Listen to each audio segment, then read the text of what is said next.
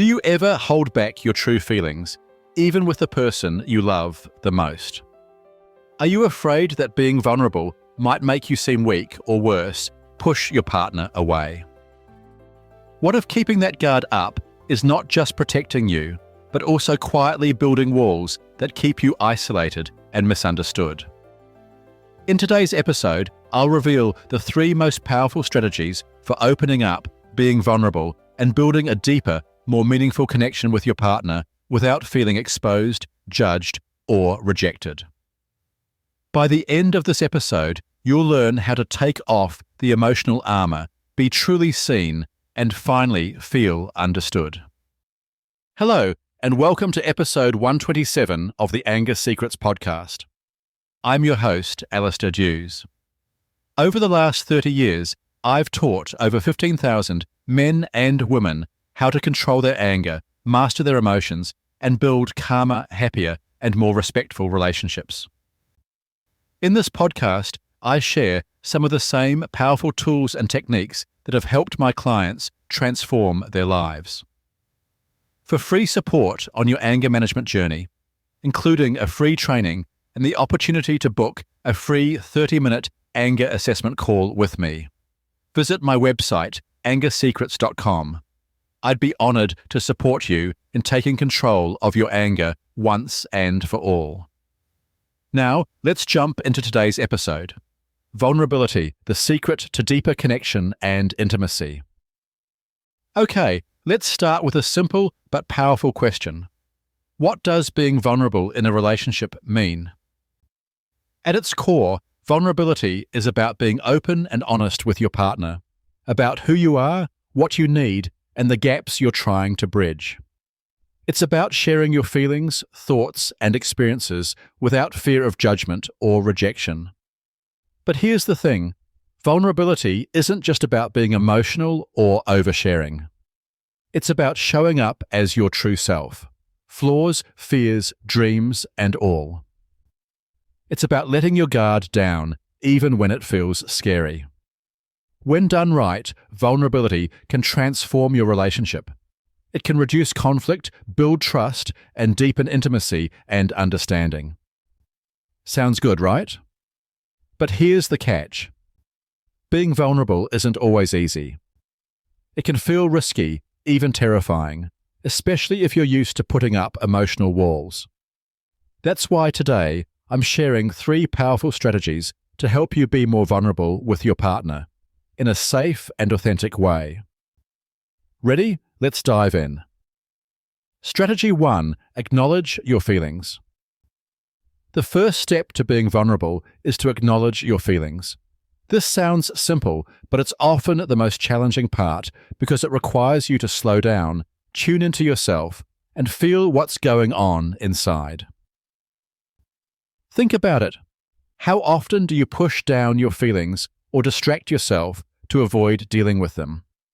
It's easy to do, especially if those feelings are uncomfortable or hard to express.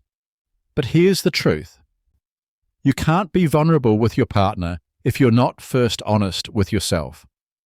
Take a moment to check in. What are you feeling right now? Maybe it's sadness, fear, loneliness, embarrassment, or even shame. And that's okay. Your feelings are valid, even if they're messy or hard to understand. This can be incredibly challenging for men because men are often taught to suppress emotions, to be strong, tough, and in control. But vulnerability doesn't make you weak. It takes real courage to face your feelings head on. Here's a simple question to help you get started. What am I feeling beneath my anger? Often, anger is just a surface emotion. Underneath the anger, there might be fear, frustration, insecurity, or sadness.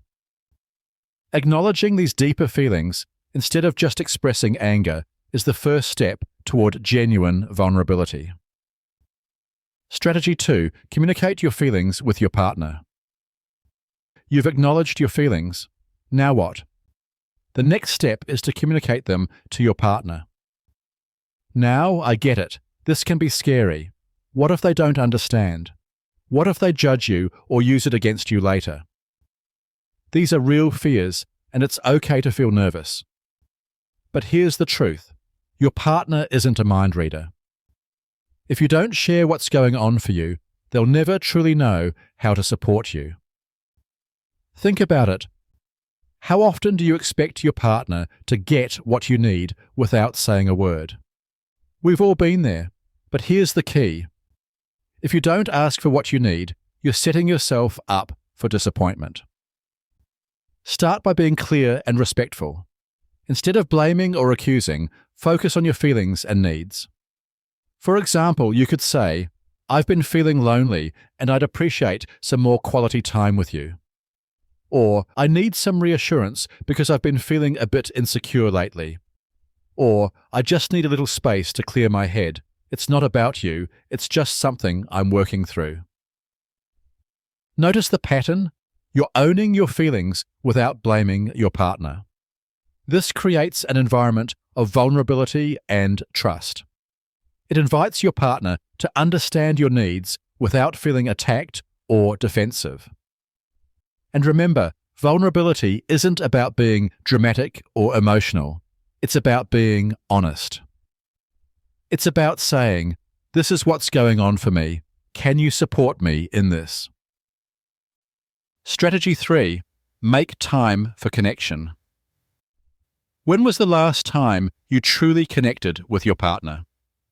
I'm not talking about discussing bills, schedules, or chores. I mean real, meaningful connection, where you feel seen, heard, and understood. Making time for connection is one of the most powerful ways to foster vulnerability and intimacy. It's about creating safe spaces where you can let your guard down and share what's happening beneath the surface. This could be as simple as scheduling regular date nights, without distractions, just focused on each other. Having daily check-ins where you spend just 10 minutes to ask, "How are you really feeling today?" Or spending quality time together, including a walk, a coffee break, or even a weekend getaway. The point is to create consistent opportunities for connection, because when you feel connected, it's easier to be open, honest, and vulnerable. And here's the bonus. Regular connection helps you address issues before they become more significant problems. Think about it. How many arguments could have been avoided if you'd just talked about what was bothering you sooner? How often does resentment build up because small issues are ignored until they explode into significant conflicts? When you make time for connection, you build trust and understanding. And with that trust, vulnerability feels less risky and more rewarding. Okay, so there you have it. 3 powerful strategies to be more vulnerable with your partner. Strategy 1. Acknowledge your feelings. Get real with yourself before you get real with your partner. Strategy 2. Communicate your feelings. Share openly and honestly without blame or accusation. And strategy 3. Make time for connection. Create safe spaces to build trust and deepen intimacy. When you embrace vulnerability, you invite your partner to do the same. And that's where true emotional intimacy begins.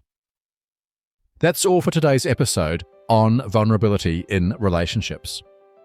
Thank you for listening, and I hope these strategies will help you cultivate deeper connections with your partner.